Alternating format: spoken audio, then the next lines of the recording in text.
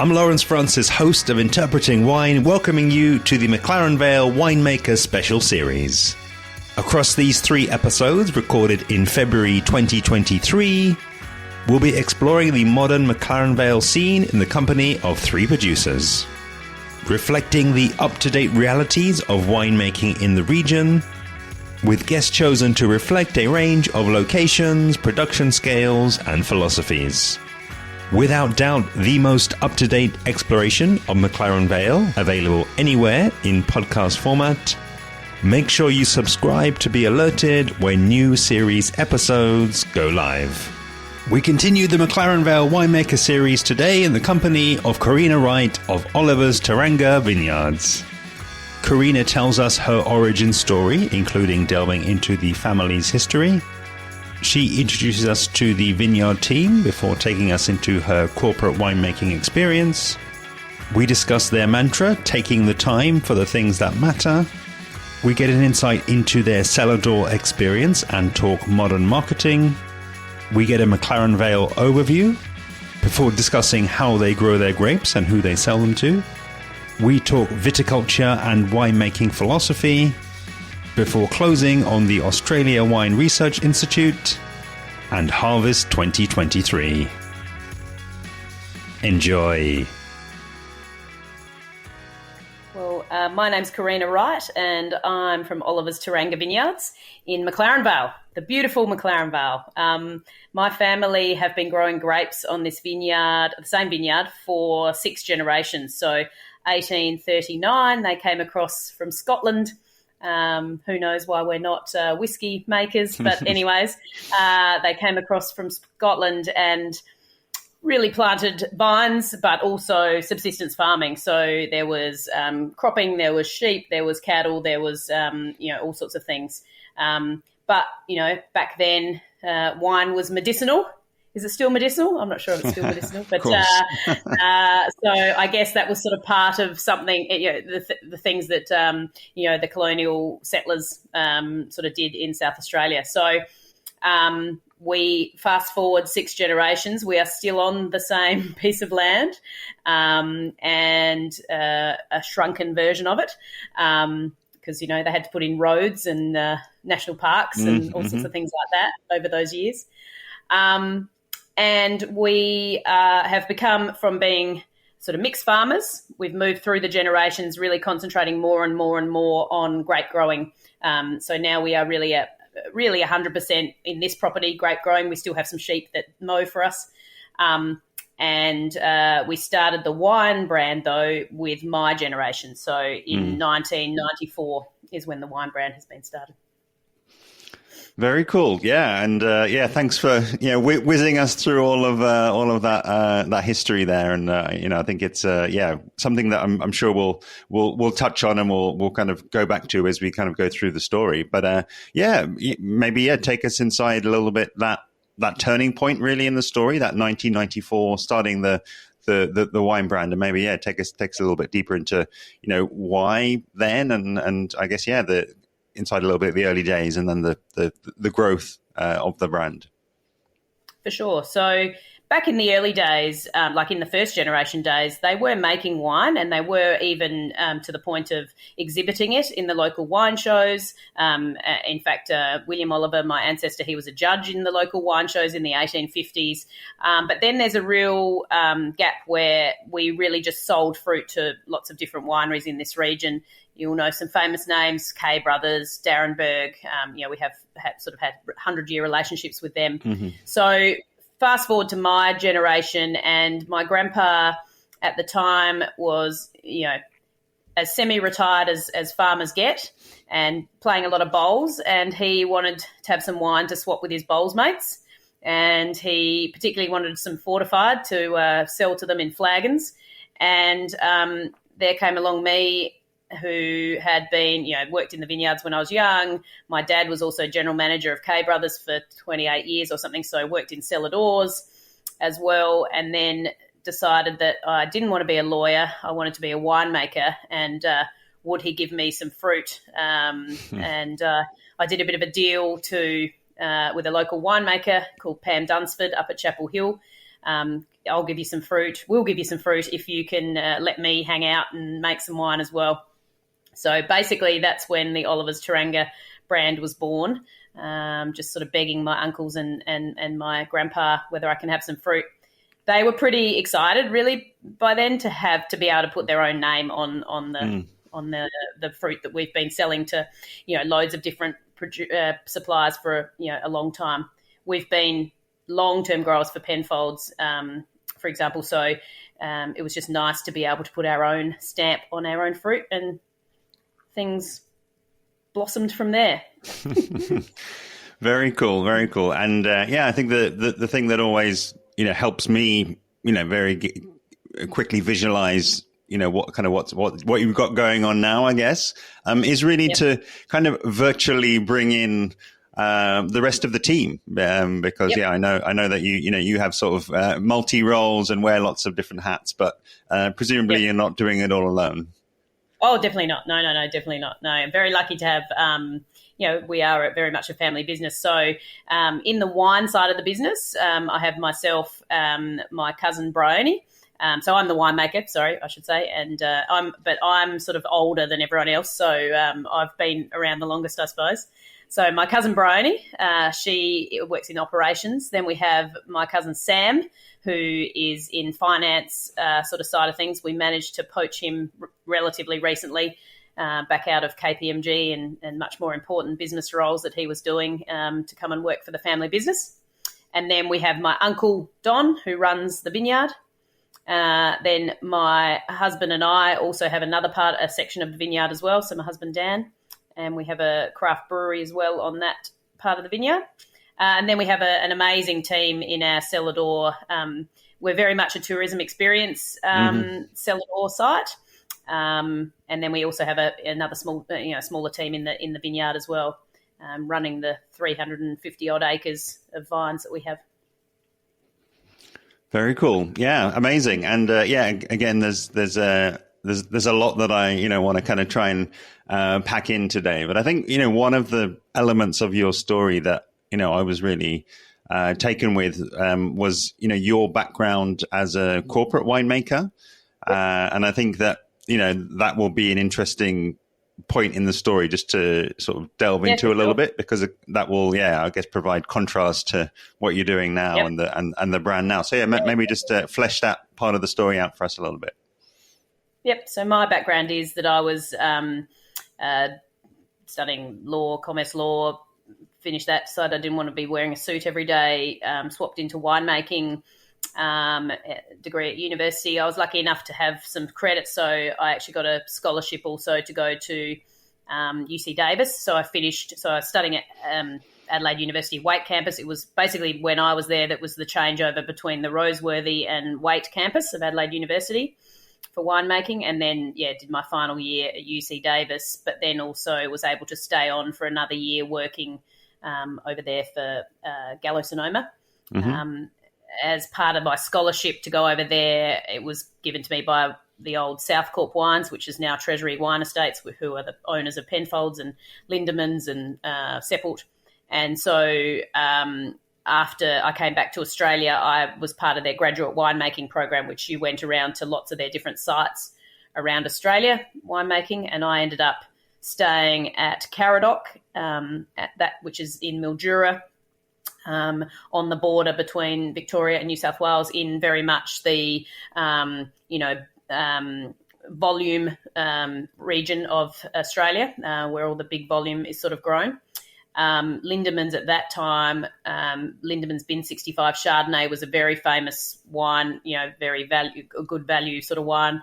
I was senior white winemaker, and we had an 18 million litre blend. My trials, Chardonnay, my natural ferment trials or whatever was, on a 600 kl tank. Now I'm lucky if I do a barrel trial. So, so the great thing about that taught me moving around all those sites. So then I moved. I was at Penfolds originally. Did some time at Seppeltsfield. Did some time in Caradoc, and then moved to in that period the Rosemount and South Corp merger happened. So then moved to Rosemount, and slowly still making the wine for Oliver's Taranga, but very small volumes.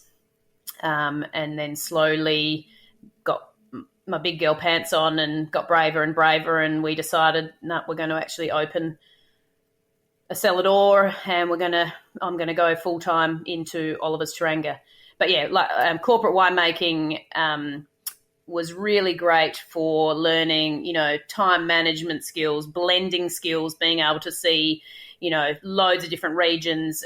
Also, a lot of the amazing history of the Australian wines, which, those companies have a bit of a monopoly on almost these days. So, with the old Lindemans, the old Hunter wines, the old Penfolds wines, et cetera, et cetera. So it was a great base. Learnt loads, would definitely do it again. But now I've gone back down to junior. Much smaller volumes, but yeah. Yeah, it's super interesting as well, because I'm, very interested in, this sort of, I guess, wave of entrepreneurship that we're seeing around the world.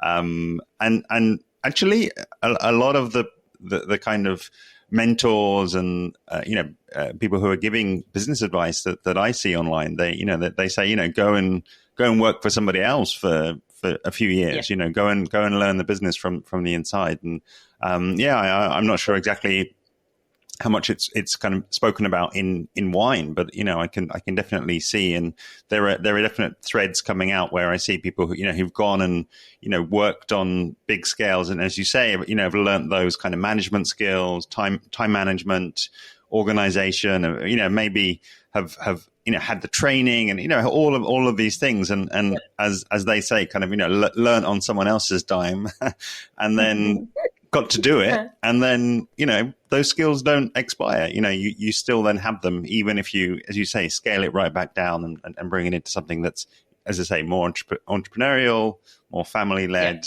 On that sort of more boutique scale, shall we say? Yeah. Very cool. It's been definitely back when Lindemans, the 18 million litre Chardonnay blend, for example, it was bottling 24 hours a day, and you had to have blends ready, and obviously there's not an 18 million litre tank, so you've got to be able to put together the parcels perfectly all the time. And anyways, so heaps and heaps that I learned from that role, and loved it. Yeah, very cool. And I think, the last, sort of pre-part of the story that I think I'd like to sort of draw out before we, get into some of the more, operational and, the sort of day to day, is actually the name. Could you, tell us where the name comes from? Yes. So Oliver is my family name. And then Taranga is a Ghana name. So the Ghana people are the people of this region, original inhabitants of this region. It basically means the connecting between 2 points, so sort of like a bridge or a handle on a basket type of is what it means. It's been known as that colloquially since as far back as we know. Unfortunately, the Ghana people in this region were relatively swiftly removed. No one's proud of that, but we're lucky to have some connections that we're building again now, which is quite important to us. Very interesting. Yeah. Okay. And that's again great to know. And I think that again sort of tells its own story as well. So thanks for sharing that. I want to transition slightly and get into, I guess, the culture. So this is now the third kind of conversation that I'm having from grows from McLaren Vale, but also appreciating that within each winery there is its own sort of unique culture, and which follows from all of the experiences that you've just sort of alluded to. And it was just very interesting in our sort of pre-chat. You mentioned that your mantra there being taking the time for the things that matter. And I think that would be, a good base to start to explore, I guess, how you do things there. So maybe, using that that statement as the sort of inspiration, to take us a little bit inside, the culture and again, how things are done there. Yeah, for sure. So taking the time for the things that matter is sort of our internal mantra, I suppose, and that runs across the business from, taking us 6 generations to get a wine business going, perhaps, all the way through to, the way that wine gets delivered to people and, the service that people receive at our cellar door and, the fact that we write handwritten notes for everyone who, every delivery that goes out, all of those sorts of things. So it's very much about bringing our customers into our family. So, we've got the 3 Fs as well: farm, family, friends, and they're our sort of 3, pillars that we,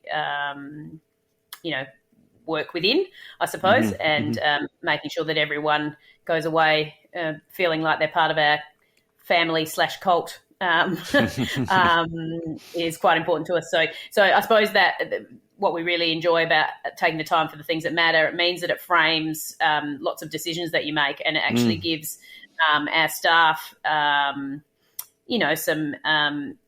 their own autonomy to be able to, because they know that if they make a decision based around that we're going to back them 100%. So yeah, very cool. And I think actually, this would maybe be a good point again before we get into slightly more the vineyard and the winemaking. Maybe to actually explore a little bit the cellar door, because I know it's something that you've kind of mentioned a couple of times. So yeah, how did that part of the business evolve really? Yeah, so originally we have an 1850s cottage on our property that was built by the first generation that was falling into disrepair, and we renovated it in 2007 originally, and had our own little cellar door there. Then we just recently, so we've only just finished about a year ago, have done a rather bigger renovation. It's got a massive deck onto our lawn and out onto our vineyard. Mm-hmm. And the experiences that we offer are very much more sort of sit down hosted. We've got some incredibly experienced and probably know more about wine than me, some of our cellar door staff who really host you through an experience, and really you're able to learn heaps about the vineyard, heaps about the wine, all sorts. It's it's pretty specky sort of spot. So we've just won a whole pile of awards, including our cellar door team won Wine Communicator of the Year, which was a pretty nice sort of accolade. So beat out all the wine writers and everything just last year. So that was pretty impressive. Yeah, no, incredibly so. And I don't know. It should probably come as no surprise, because as you say, I think when you're there on site every day and you need to and you want to communicate and tell a story and draw people in, I think there's a lot that goes into that, isn't there? To again also, I guess, tailor it to the type of person that you've got rocking up. It might be somebody who's geeky and wants all the production details, or it might just be somebody that has been sort of dragged along and doesn't normally drink wine. But I guess you've got to read the audience and bring them all along with you, really. Exactly, and that's why having people who know everything about wine, but also are just nice people to chat to. They love chatting about travel. Yeah. They also know a lot about the region. So if our cellar door our wines aren't to the person's palate, we want them to have a great experience in the region. So they're able to drill down into that and send them to other places that they know that they will really love. So pretty impressed with our team in cellar door. Very lucky. Yeah, no, it's very cool. It reminds me of a conversation I think I had over in New York with a top sommelier there, and he was sort of talking about how the sommelier role has kind of changed over time, and it's like the scope goes way beyond knowing about the wine. You're going to get asked about local experiences, hotels.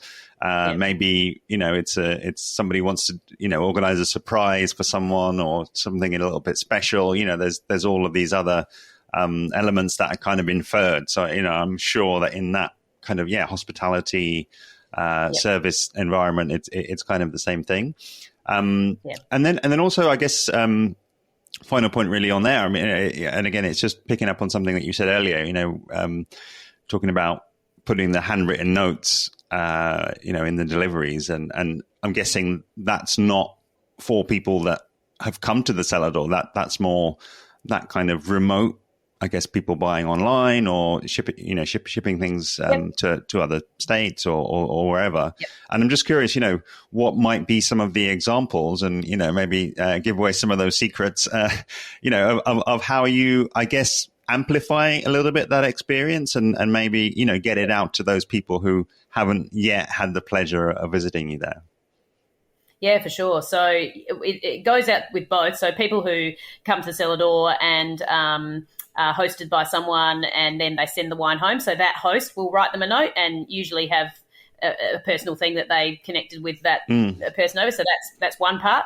Then we have our club members or people who ordered online, things like that. We have some pretty cool postcards. We've got some cool dogs. Everyone loves a winery dog. So, we've got little stamps that say it comes from the dogs. But we also, we have some dad jokes that we like to put on the little notes that we send to people. We also have a surprise and delight that goes in with people's club orders. So each order they'll get a little something from our regions, whether it be a flavoured salt or a local honey or a local chocolate or whatever that would be. So that's our little secret sauce. It's about the opening. It's about the opening experience, isn't it? So and we're obviously a very we've been around for a very long time. We've got all this history and all that sort of stuff, but not everyone's as excited about history as what we might be. So we're a bit quirky, and we like our humour and stuff to be able to come through. Yeah, no, I love it, and again, I'll just sort of slight deviation, but as part of the preparation for this, I did send you a scorecard that I've put together that I'm using with wine brands to get a feel for how well they're kind of marketing and how well they're able to amplify that story out there into the wider world, which I think is so important. When the wine world is such an incredible place, when vines are so picky, they only grow in the most beautiful places on the planet, and when you see that everyone out there now, they have so many other choices around what they drink and how they spend their time. Yeah. I think it's that part of the story, getting that story out there, amplifying it out there, and you scored fantastically well on that scorecard. So I think these are great examples of how to do modern marketing. And it's also TripAdvisor, as well, like TripAdvisor or the Google or whatever that is, and we've been very lucky to have some really wonderful reviews on there, and being super thankful, sharing that with the team so that they get incredibly pumped up about it as well, and it goes both ways, doesn't it? So yeah. It sounds as though it's not by luck either. It sounds as though it's very much deserved. So good on you. It's a very good team. Yeah. No, good job. And I want to, I guess, let's get into the vineyards. So, let's explore, I guess, take a step back from, where is all of this fruit coming from? And, I know, you mentioned already the kind of 350 acre parcel. Yep. And the way that I always encourage the guests to talk about their blocks and, their land, is to, again, take that helicopter up and kind of orientate us, because again, this might be the first time that the people are hearing about McLaren Vale, or are kind of getting that visual. We might not have had the pleasure of visiting. So again, what would we see if we were to go right the way up there, and then kind of draw us down and park us and sort of virtually walk us around that 350 acre block? No worries. So McLaren Vale is 45 minutes south of Adelaide. Adelaide is the capital city of South Australia. So McLaren Vale is on a little peninsula called the Fleurieu Peninsula. It sort of juts out into the Gulf of St Vincent, and it is so it's coastal. So we are very much a coastal region. But 45 minutes south of Adelaide. Our vineyard is in what we sort of colloquially call the Sea View or Beautiful View region of McLaren Vale.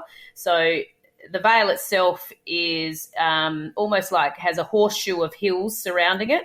And we're sort of on one side, I suppose, the northern side hills. And then there's the Vale of the township of McLaren Vale through the middle. The sea is about sort of 3 to 4 kilometres from where we are. We can see it from the highest points on our vineyard. So you're talking undulating patchwork of hills, of vineyards, basically into the sea. Our region is, mostly vineyards around here. There's small amounts of other mixed farming, fruit trees, bits and pieces, but mostly in the McLaren Vale sort of proper region is, almost monoculture-ish. It is, there's not really any major altitude, but we sort of get up to sort of 250 metres. The great thing about our region is that coastal aspect. So it means that we have this beautiful big heat sink or, a cold source, I suppose, that means that our temperatures are relatively well moderated in McLaren Vale. It means that we don't have any frosts. It means that we, get cooler nights. It means that, it's not a sea like, it's cold and has fogs and all that sort of stuff like in California. It's not that cold, but it does moderate our region. The beautiful thing about our vineyards is that they are, there's lots of different subsoils and soil types on our vineyard. We've got lots of old bush vines. Earliest planted vines were planted in 1948 after Grandpa pulled out the original 100-year-old vines and replanted. But anyways, and we have, so there's some bush vines. There's mostly single trellis for Shiraz, single wire trellis sprawling sort of canopies for most of the Shiraz. For our whites, we end up with, you've got some more VSP type of setups. We specialise in Shiraz and Grenache, but we also specialise in what we call alternative varieties, which is really same with the whole region, really. The whole region is quite an experimental region. And so we've been working with Fiano and Vermentino and Tempranillo and lots of other varieties like that as well. Yeah, very cool, very cool. And I guess a couple of things that will kind of bring it more to life as well is, so the 350 acres, what percentage of that is actually planted to grapes, and if there are pretty much almost all of it. So we've got a paddock, I don't know, which would be maybe 5 acres or something like that. That is for the sheep and one horse. And then we have a sort of forest sort of area that's probably about 5 acres or so as well. And then, a few houses. So my house is on the property, my uncle's house and my cousin Bryony's house are all on the property. So, fair bit of, and our original ancestors we have a family crypt with some big gum trees that were planted back in the 1840s as well. So. Very cool, very cool. And then in terms of, I guess, the aspects then that you kind of got going on there, Corrina, is it a case of all of this is sort of obviously very well established farmland, but is it sort of not undulating too much by the sounds of it? It's not too much. Yeah. So just softly undulating. Originally the vine, so it's really, the blocks are more sort of set out probably on the different sort of soil types. So originally in the olden days when, there was original plantings, there was obviously no irrigation. And so they planted on the much deeper, sandier loam soils that had much better water holding capacity and could sustain, a woody crop, I suppose. Whereas the original cropping lands are much shallower soils. They're more sort of loam clay, and then they've got the limestone or ironstone very close to the surface, and they're very low water holding capacity. And so originally they were planted just to crop, perennial crops, whereas no, other way around, annual crops, sorry. And then, so the deeper soil, there's the older vines are all on the deeper sort of soils. And even though now we've got irrigation on them, often we don't use it. Mm-hmm. Whereas the newer, and I say newer, we're still talking, some of them are 40, 50 years old, plantings are on the shallower soils and sort of do rely on irrigation a bit more. Okay. Yeah. No, really cool. Really cool. And I guess, the other part, and I think it will, link very, very nicely with what you've already mentioned is just to know, where the destination, I guess, of that fruit, because, obviously coming from that, six generations of grape growing, presumably there's, there are still, other wineries and other producers that you're supplying. So just give us a sense of, which, again, high level, which percentages are kind of staying with you and going out there, and then maybe also just get into how that looks by grape variety as well. Yep, we are selling about 40% to ourselves, I suppose. So about 40% of that, 60% is Shiraz of the whole vineyard, really. And then in the volume that we take for ourselves, or the most important varieties, I suppose, for us in Oliver's Taranga is Shiraz, Grenache, and Fiano.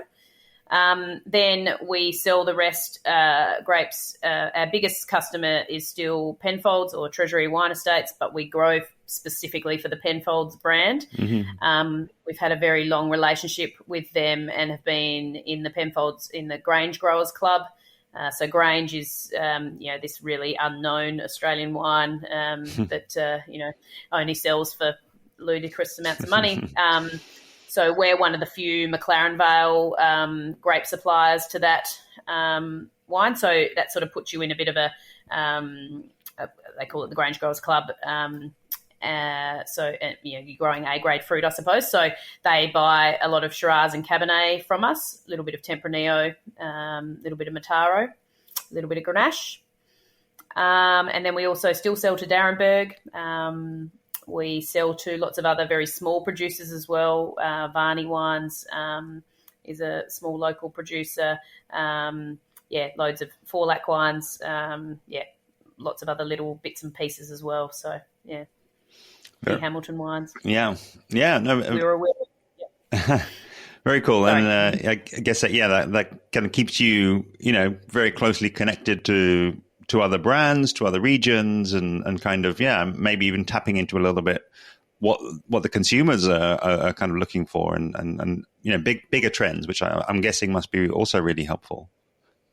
Yeah, for sure. And it's also, we love being able to see the way different winemakers express our fruit, and often, obviously with Penfolds, you don't often see your wine very separate, but we are lucky enough they do make an individual vineyard, Tempranillo, for example, from our vineyard, but they very much make it in their style.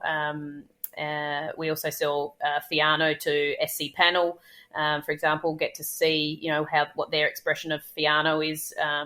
Mencia is another one that we grow, pretty crazy Spanish variety, which we love. And, we get to see what Varney Wines does with that, for example. So, I like, we like selling grapes and enjoying wines from all of our the people we supply to as well. I love it. Yeah. My history and my start with the podcast was actually when I was living in Spain. So, I know that, one of these days I'll be able to get a bottle of McLaren Vale Mencia and take it over to Spain and blow their minds. Lose it. Yeah.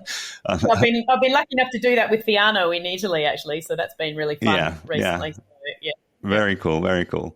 Amazing. And again, there's, an absolute ton that we could talk about, but I think, you've, as always happens in these, best types of conversation, you've really, I think, hinted about where I'd like to take the conversation next, which is actually into the cellar.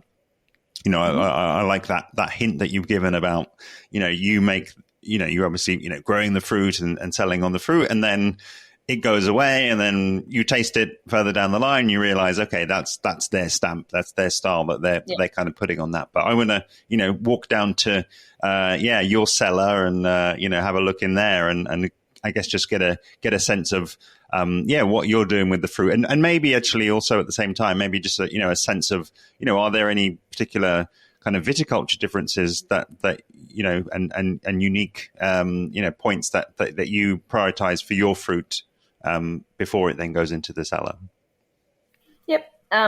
So our philosophy is very much, and I'm sure you've heard this from every producer who makes from their own vineyard, but is about letting the vineyard speak. So, that's our point of difference, I suppose, that it's our vineyard and our expression of the vineyard.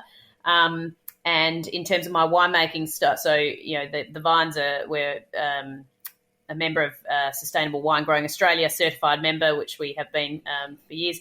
And, so it's very important that the grapes are grown with, as minimal input as possible. And then that sort of really does follow through into the winery. So we're trying to get the grapes right in the vineyard and grow the best possible quality that we can in the vineyard. And we like to think we're kind of, got our head around most of that these days. But, new varieties and, always throw challenges, and every vintage throws a different challenge as well. But so that follows through into the winemaking. So I'm pretty hands-off in the winery.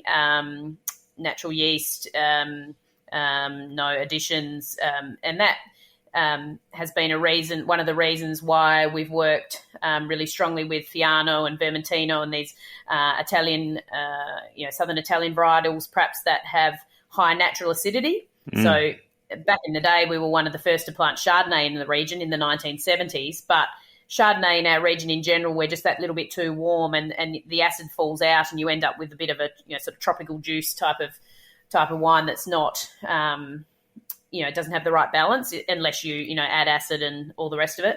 And I kind of like to try and let the wines make themselves and just sort of pat them around the edges. The reds are all open fermenters. Again, indigenous yeast. No tannin, no adding. Sometimes with some of the reds, we'll have to add some acid depending on the year. But that's pretty much it. So, and then a natural malo for the reds. Don't usually do any malo on the whites. And a little bit of settling sulfur and into bottle. Or barrels for the reds. Yeah. Okay. Yeah. Okay. I think just, it may well be a small point, but I just recognize that you've made it here on the pre-work. You just mentioned that you're not making orange wines, and just, curious about that. It's just that,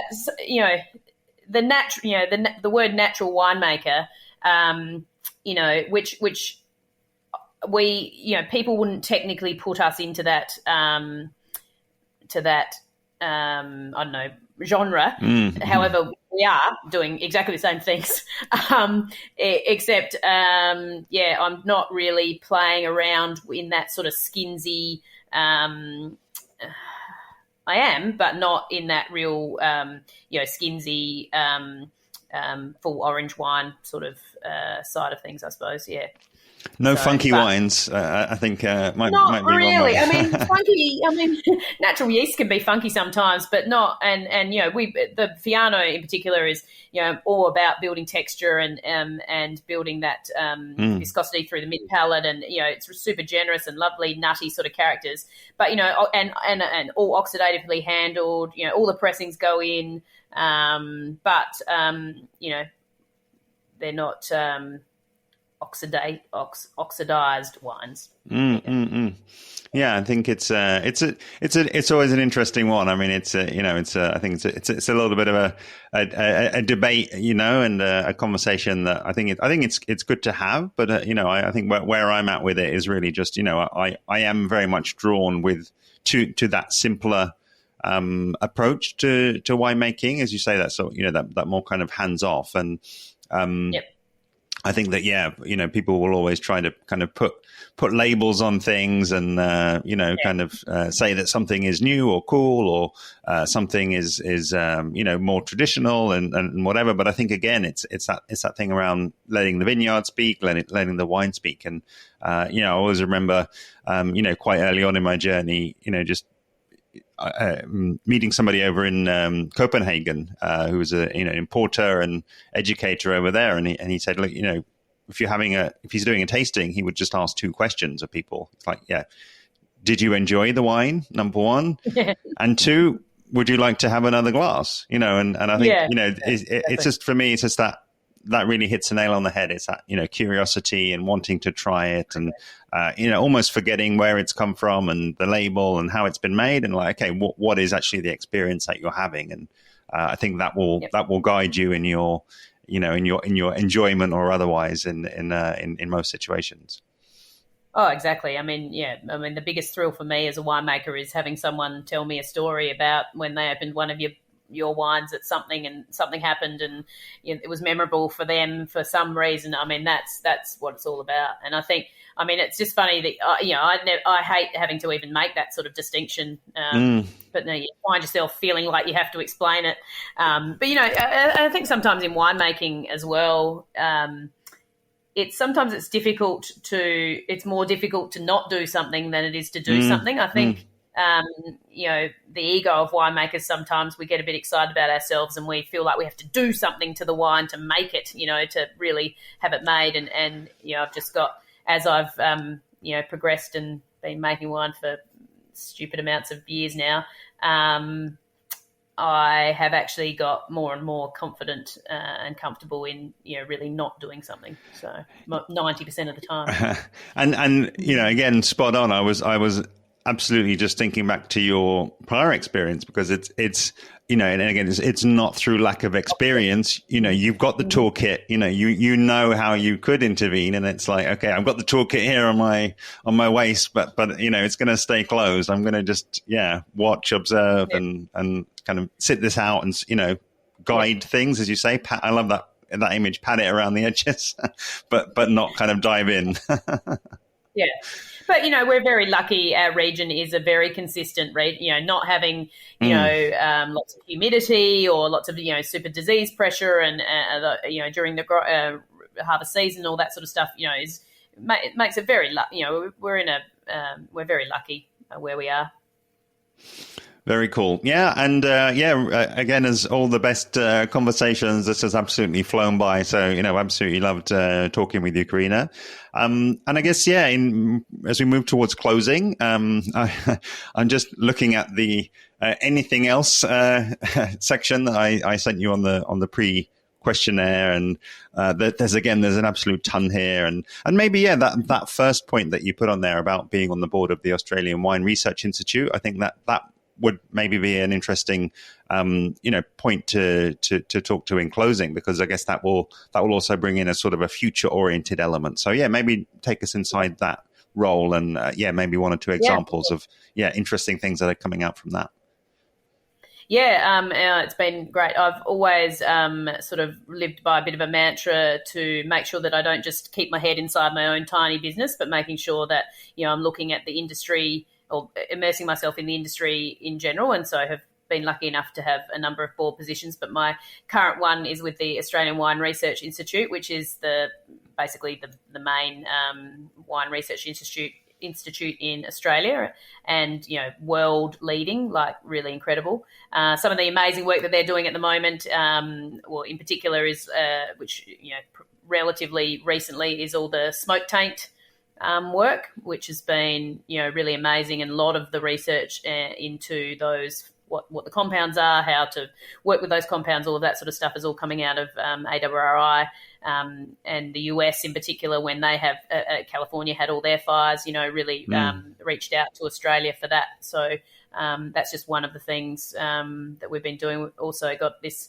amazing project of sort of tracking where the historic, where the clones of all the different, because sort of grapes came to Australia very early, and we've got some very old vines here, because in South Australia we didn't have phylloxera. So there's some very, very, very old vines in South Australia, and seeing where all those clones have come from and where they've all sort of broken off a bit. So this amazing genetic sort of research has been incredible as well. But, I mean, that's just two of millions of things that they're doing at the Research Institute. I'm super proud to be part of it. Very cool, very cool. And and I'll slip in a final question, I guess, just because of the time of year as well. And this will probably go out, when you're in the kind of the heights of harvest. But just take us in a little bit inside. What's front of mind. This time of year. We sit here in February 2023, looking ahead to your harvest. Well, normally we would be harvesting, but where the region has started, so there has some Chardonnay and a few other bits and pieces have been picked, but not us yet. We will start next week with some Menthea actually for rosé. Basically, my day today was out in the vineyard tasting berries, pretty much. So everything's ready to go. It's a bit of that hurry up and wait kind of feeling in the region at the moment. But by the time this goes out, I'm sure we will be in the thick of it. And excited to have backpackers back again, helping us out in the pan pick and working the winery. So we've missed everyone since COVID. So. A massive thanks to today's guest, Corrina Wright of Oliver's Taranga Vineyards. Make sure you visit oliverstaranga.com, where you can learn more about the project and find their main social media handles. Please help us to amplify this episode and the McLaren Vale Winemaker series by sharing the direct link, which is interpretingwine.com/511. And if you want to catch up with any of the episodes from the series, you can find links to all previous episodes in the description below. Of course, I would love to have you following along with me on social media, where I'm at Interpreting Wine on Instagram and Facebook, and at Wine Podcast on Twitter. That does bring the McLaren Vale Winemaker special series to a close for now. All that's left to say is a huge thank you to all three series guests. A fantastic way to introduce me to this region, and one which I'm really looking forward to exploring more in the future. If you feel the same way, make sure you're subscribed to be alerted when the next series goes live. See you then.